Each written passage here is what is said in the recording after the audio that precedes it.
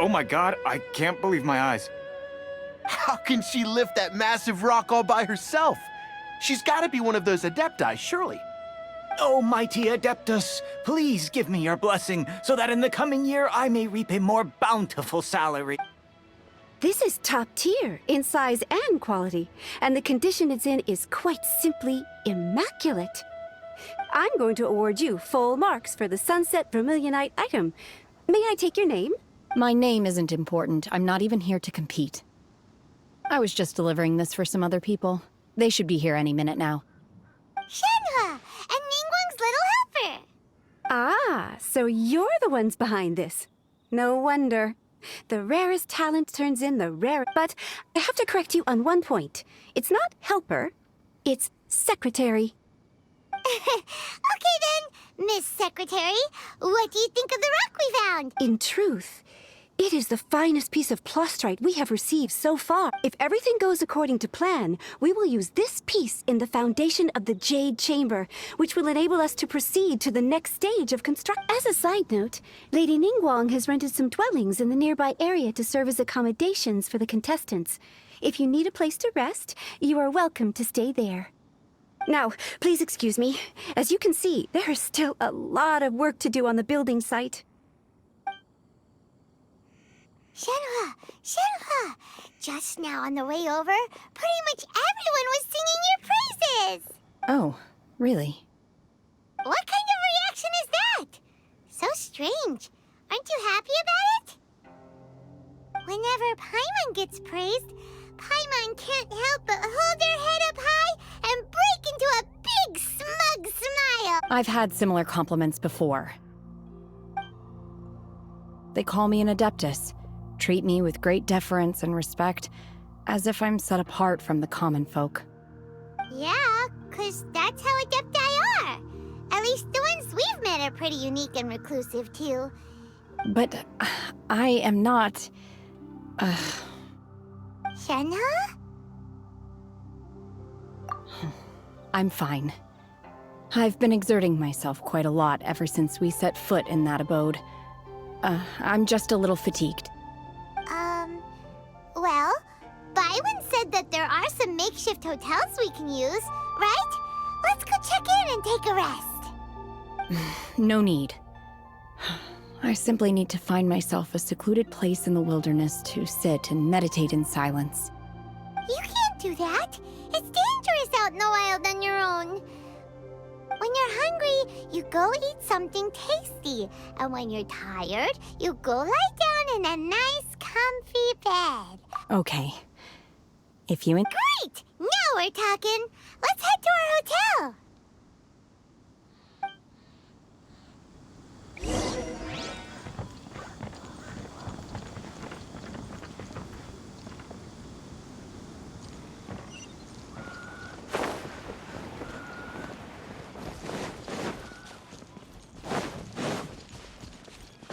Body and mind.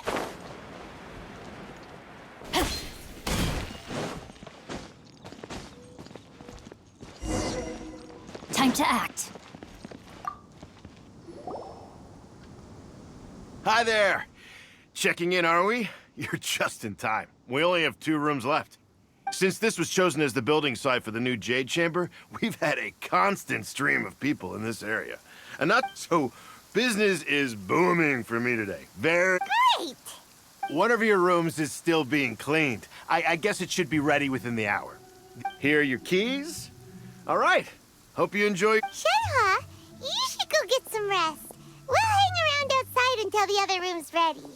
Paimon's gonna go see if there's anything good to eat around here. Paimon couldn't help but notice one of the guests walk in with a huge grill. Let's buy one for Shenhe, too. She can have it as a midnight snack. Or save it for breakfast tomorrow. All right. I will head to my room for now. If you need anything, don't hesitate to disturb me. I'm a light sleeper. I will hear if you knock on the door. See you tomorrow.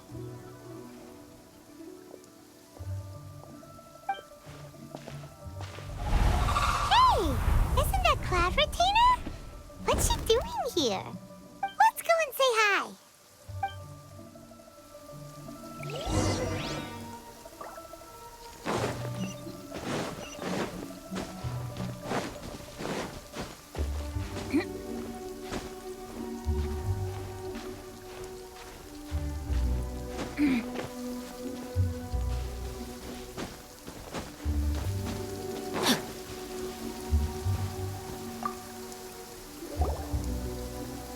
one trust you have met Shenhe. So, are you getting along quite well? So far, so good. Yeah. So, you know Shenhe too, Cloud Retainer? Naturally. Save for Ganyu, who spends the majority of her time in Liyue Harbor. All the Adepti living today are acquainted with Shenhe to some... Cool. So, what's her Adeptus name anyway? Calling her Shenhe feels kind of friendly, but also kind of disrespectful. So Paimon's thinking maybe it'd be better if we called her by her Adeptus name instead. Her Adeptus name? Why, pray tell, would Shenhe have an Adeptus name? Don't all Adepti have a special title they go by? On this latter point, you are correct. However, Shenhe is human. Oh, right. Wait, what? What? You knew already? So is Paimon the only one who didn't know? Do you mean to say that she presents differently from ordinary human? Well, to start with, her problem-solving methods are... Ah, yes. She was like this all those years ago when one first met her. One first found Shenhe by chance in a cave. One was passing by and sensed the presence of a god's remains. Inside was Shenhe, then aged around 6 years old. In her hand, she held a dagger with which she was confronting a monster. That sounds so dangerous. When one arrived, she had already been locked in confrontation with this monster for several days. Most mortal children are fragile. That she was able to endure such terrible danger was due not only to her strong willpower, but one dealt with the monster, yet she still refused to lower her guard. She even pointed her dagger in one's direction and remained ready to strike. Only after she was satisfied that one had no intention to cause her harm did she finally relent. She then passed out without uttering a single word. In other words, if you hadn't passed by that day? Not necessarily. Upon one's arrival, one could sense that the god's wrath was gradually receding. That's still so dangerous, though. Why was a tiny little kid battling against... Alas, the mortal world is rife with suffering of every kind. And she had experienced her fair share of this. Indeed, it is one to whom she refers. Shenhe has an extraordinary constitution, making her well adapted to practicing the Adepti arts. All the Adepti cherished her talents, and however, her homicidal urges did not subside with age. Rather, they grew stronger day by day. Mooncarver once performed a divination for her. He declared that her fate is to bear the curse of calamity. Consumed by malevolent energy, she is prone to bring harm to those around her. The red ropes have indeed served to keep her calmer and more content. They also seem to have rendered her somewhat inexpressive.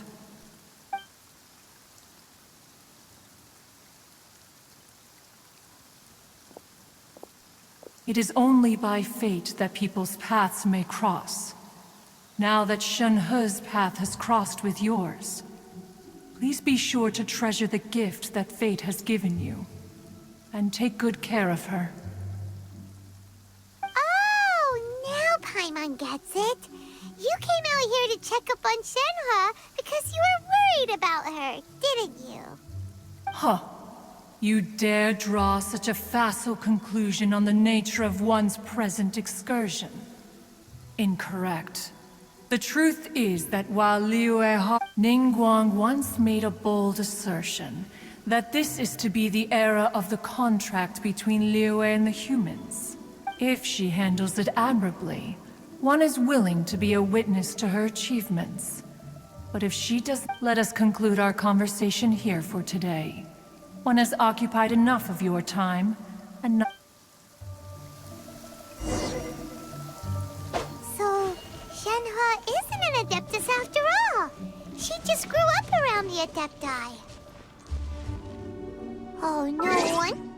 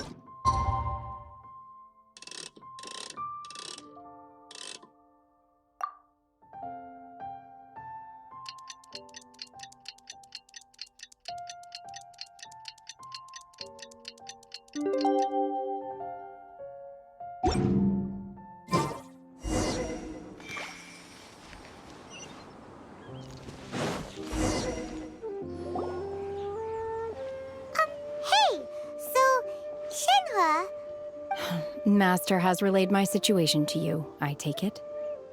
oh? How did you know? I'd intended to wait until you came back before going to sleep, but I didn't hear you come in. I was worried that something may have happened to you, so I went outside to check and caught sight of my master. On top of this, you have been acting very strangely around me this morning, causing me to suspect that my master must have told you everything about me. After all, Master is very talkative. Sorry, Shenhe. Paimon had you down as an adeptus this whole time, but it turns out Paimon was wrong. It's okay. I don't mind. The fault is mine for not explaining everything to you sooner, because in my experience, trying to explain is a futile pursuit. Still, though you mistook me for an adeptus, you never treated me as distant and unapproachable. Instead, you treated me as you would a friend. For this, I am very grateful indeed. To be fair, we've met our fair share of real adepti, too. Anyway, now it's settled. From now on, you're our friend. Whether you're an adeptus or a human isn't the important thing. First and foremost, we're just plain old friends. Got it. Although I don't know quite what it entails in terms of what I have to do, I must say I like the title friend very much. Great! Well, now that we're all rested up, we should start searching for the other 2 items on the list. But before we do that, let's go to the building site and ask Ningguang's little helper how the progress is going. After all, sunset vermillionite is so rare. Paimon doubts many competitors will really be able to find any. Oh, and another thing. We bought some grilled chicken drumsticks on the way back last night. There was a place just outside. Here's one for you, Shenhe. Try it. They're so good. I concur. It has a rich flavor, far more agreeable than those I've cooked for myself in the wilderness in the past.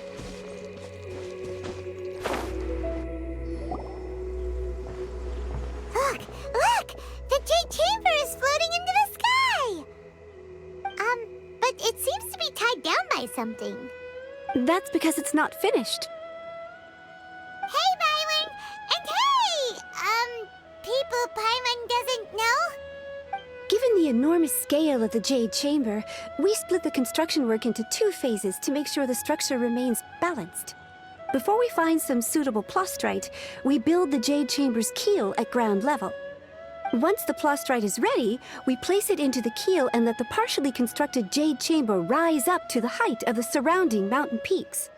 The remainder of the construction work is then carried out at that altitude. Once everything is ready, we release the iron tethers and allow the Jade Chamber to rise to its target altitude. Miss Bywin, we've brought some new materials to submit. One moment, I'll be right there. The construction work has only been able to progress this rapidly thanks to the plastrite provided by you. Lady Ningguang is most grateful and looks forward to seeing more of your work. Wow, can't believe you sourced the plastrite so quickly. It's the key piece of the puzzle. Looks like you beat us to the punch. Wait, I know you. You're the one who fought against the Vatuian Osile, right? Oh, sure enough, your reputation precedes you. Pleased to meet you. I'm Beto, captain of the Crux. Beto, are you here to join the Jade Chamber contest too? Sure am. I happened to get my hands on a chunk of sunset vermillionite on a voyage a while back, so I figured I'd bring it over. Huh. So even though it's rare, we're not the only ones who managed to get a hold of it. Oh, I've got some introductions to do. This is the renowned Miss Yoon, or Yoonjin, probably the most famous figure in the Liyue opera scene. Greetings. These two are Paimon and the Traveler. I'm sure you've heard of them before. And this is... sorry, I'm not sure we've met. Shenhe. I am their... friend. Good to meet you. Well, from today on, I guess all of us are friends. Miss Yoon is also here for the contest. Turns out she needed to borrow a boat, so we came together. It's an honor to finally meet you both. I've heard much about you. Miss Shenhe, though we are only meeting for the first time, I have a feeling that we will get along very well indeed. To be honest with you all, I am in great need of this opportunity to ask Lady Ningguang a question. That's why I joined the contest. Thanks to my father's connections, I was able to acquire a specimen of the plastrite required. Fortunately, it was approved for submission, despite being a little on the diminutive side. Wow. So it looks like the three of us are competitors now. Excuse me for prying, Miss Shenhe, but are you competing as well? No, I don't have any questions for Ningguang. I just wanted to help her win. In that case, I have a proposal to make. Lady Ningguang said that the first 3 contestants to procure all 3 materials will be awarded the chance to ask a question. Well, there are 3 teams here. We can split the prize between us. Instead of competing against each other, we could work together to secure the top 3 places between us. What do you think? Sounds great, but how does it change things exactly? I think I see where you're going with this, Miss Yoon. The plastrite was the most difficult item to source by a long shot. Luckily, all 3 of us managed to get our hands on it. The 2 remaining items aren't quite so rare, so as long as one of us finds a way to source it, the other... How'd I do? Is that what you had in mind? Precisely. Huh. Interesting approach. Okay then. All right, I'll go first. I have some leads on these wonder cores. From what I've heard, the core itself is really not that difficult to make. The hard part is getting hold of the ore used as raw materials. I'm gonna head back to the ship and ask Suling if he's heard of them. You guys... We will head into town and seek advice from Master Zhang of Hanfeng's Ironmongers. Thoughts?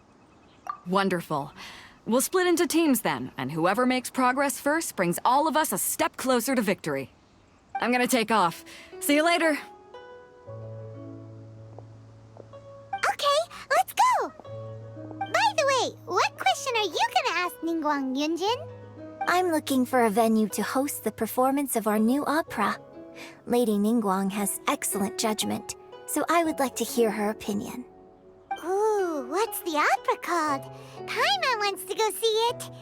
The opera is a labor of love by my father. He wrote it based on a popular urban legend about an evil spirit and an adeptus. It's called The Divine Damsel of Devastation.